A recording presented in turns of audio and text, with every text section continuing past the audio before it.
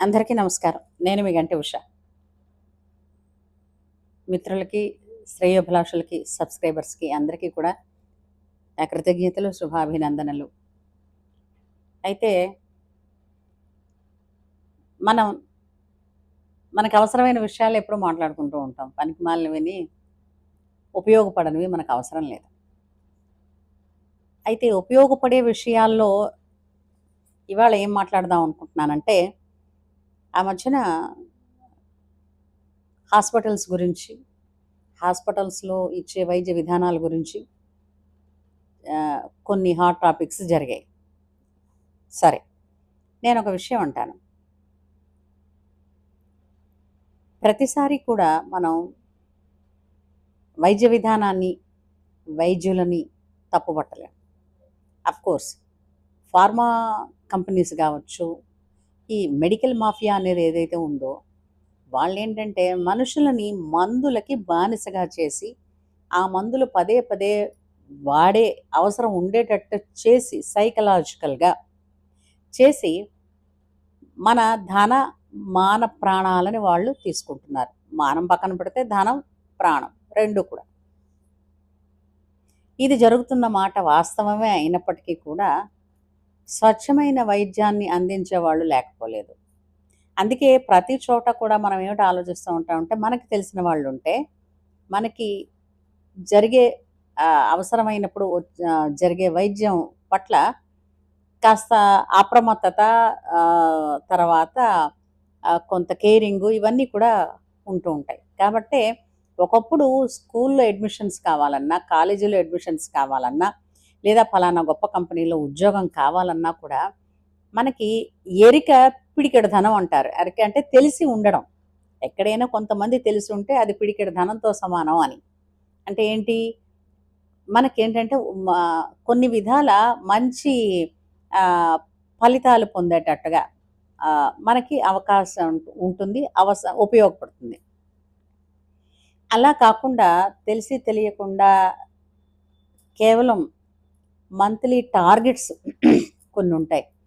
టార్గెట్స్‌ని fill చేసుకుందాం అనుకున్న అలాంటి కొన్ని వైద్య సంస్థలు ఏవైతే ఉన్నాయో, వాటిల్లో వైద్యం అనేది మాత్రం ప్రాణంతో చెలగాటం ఆడడమే అవుతుంది. అయితే అవి కూడా అన్ని సార్లు, అన్ని వేళలా ఒకేలా ప్రవర్తించవు. ఎందుకంటే ఎంత ఈ మార్కెటింగ్‌లో డెవలప్‌మెంట్ అన్నది అవసరం, టార్గెట్స్ రీచ్ అవ్వడం అన్నది అవసరమైనప్పటికీ కూడా వైద్యుడికంటూ సొంతంగా ఒక ఇది ఉంటుంది.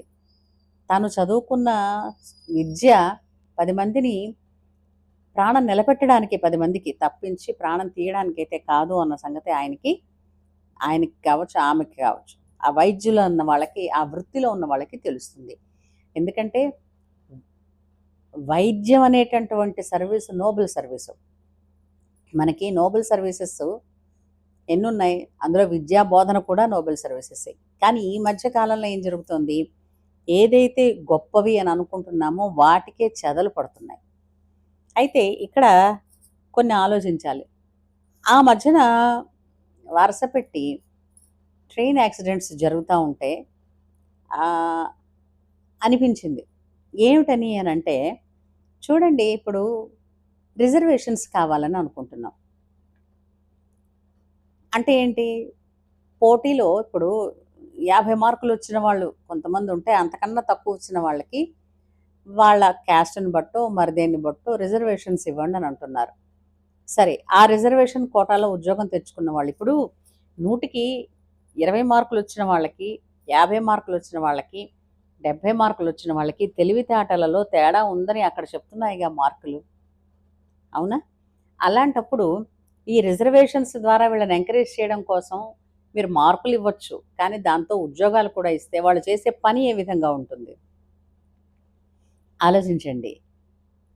అలాగే రిజర్వేషన్ కేటగిరీలో ఉద్యోగాలొచ్చిన వాళ్ళకి కూడా ఆ ఉద్యోగం పట్ల అంత నిబద్ధత ఉంటుందని గ్యారంటీ ఎక్కడుంది? కదా!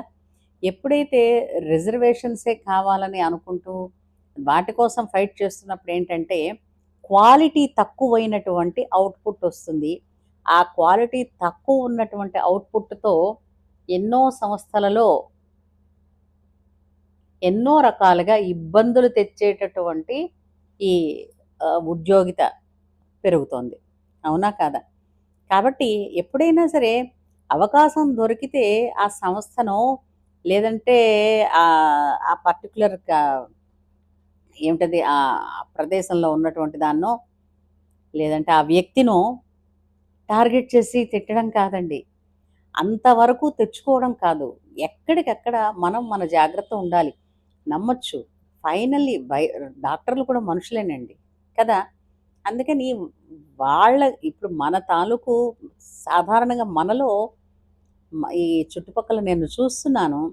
డాక్టర్ అంటూ వెళ్ళిన తర్వాత వాడికి కన్సల్టేషన్ ఇచ్చిన తర్వాత ఆయనకేంటంటే దివ్య దృష్టి ఉండి మనలో ఉన్నదేంటో అంతా కనుక్కొని ఆయన చెప్పేయాలి. అంతే తప్ప మనం కరెక్ట్‌గా దాన్ని ఫ్రేమింగ్ చేసి చెప్పలేం. డాక్టర్ ఎందుకున్నాడు? డాక్టర్ తెలుసుకోవాలి కదా! డాక్టరు మనిషే. ఆయనకి నీ మైండ్ రీడ్ చేయడం రాదే. కాబట్టి నీకేమిటేమిటి ఫీలింగ్స్ ఉన్నాయి? నీకేమిటేమిటి ఇబ్బందులున్నాయి? నీకు చెప్పడం రావాలిగా. అవునా? కాదా? అయితే కొన్ని కొన్ని చోట్ల అనిపిస్తుంది డాక్టర్లు అంత సమయం ఎక్కడిస్తున్నారు? అలా కాదు. వాళ్ళు సమయం ఇచ్చారా? లేదా? అన్నది కాదు. ఎప్పుడూ కూడా మాటలు ఉపయోగించుకునే విధానం. ఇప్పుడు మనకు పలానా స్లాట్ ఇచ్చి మీరు ఈ టైంలో రండి. ఆ టైంలో వెళ్ళండి. డాక్టర్ గారు ఏదో అడిగారు. నాకు సారీ అండి. నాకు అర్థం కాలేదు. మళ్ళీ మరొకసారి అడగండి. ఏమంటారు? నాకిలా అర్థమైంది. ఇది చెప్పమంటారా?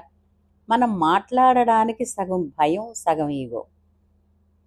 ఏదైనా సరే మన భావం అవతల వాళ్ళు ఎలా తెలుసుకుంటారండి? మనకు అర్థం అయిందనో, కాలేదనో. హ్మ్. తీరా చేసి ఏం చేస్తారు? డాక్టర్లు మందులు రాసేసిన తర్వాత బయటకొచ్చేస్తారు. వచ్చేసి మెడికల్ షాపుల్లో మందులు కొనేసుకున్నాక, ఆ షాపు వాడిని అడుగుతా ఉంటారు. "ఏం రాసాడయ్యా? ఏంటంటారు ఈ మందులు దేనికి వాడతారు?" అని. ఎందుకతన్ని?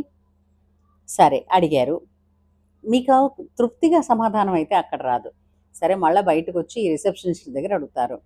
ఇలా కాదు మళ్ళీ మధ్యలో డాక్టర్ దగ్గరికే వెళ్ళిపోయి 2 మినిట్స్ అండి అని వెనకాతల ఎంత క్యూ ఉన్నా మళ్ళా మాకు టైం ఇవ్వండి అని అడిగి సార్ ఇవి ఎలా వాడాలి అని అంటారు. అది మొదటిసారే మనం ఈ మందులు ఎలా వాడాలన్నారు. ఓహో! ఇది ఇలాగే, ఇది ఇలాగే. ఇది లేకపోతే ఏమిటి చేయమన్నారు. ఇది ఫలానా ఓకే. ఒకవేళ ఇది దొరకకపోతే దీనికి ఆల్టర్‌నేట్ ఏదో రాసి పెట్టండి. ఎందుకంటే మీరు డబ్బులు కడుతున్నారు. శరీరం మీది. బాధ మీది. ఉపశమనం మీకు కావాలి. అంటే మీకు అంటే ఇక్కడ మీరని కాదండి. మనందరికి. మనకి కావాలి. మనది సొమ్ము, మనది శరీరం, మనది ఆరోగ్యం అన్నప్పుడు జాగ్రత్త పడవలసింది కూడా మనమేనండి. పైవాళ్ళు గాదు. అందుచేత చేతులు కాలాక ఆకులు పట్టుకోవడం కన్నా కూడా తర్వాత మనకి చుట్టుపక్కలేంటంటే ఎమోషన్‌లో కొట్టుకెళ్ళిపోయేవాళ్ళు ఉంటారు. ఎమోషన్ కొట్టుకెళ్ళేవాళ్ళు ఉన్నప్పటికీ కూడా అలర్ట్‌గా ఉంటూ పని జరిపించేవాళ్ళు కూడా మనకి అవసరమే. అంచేత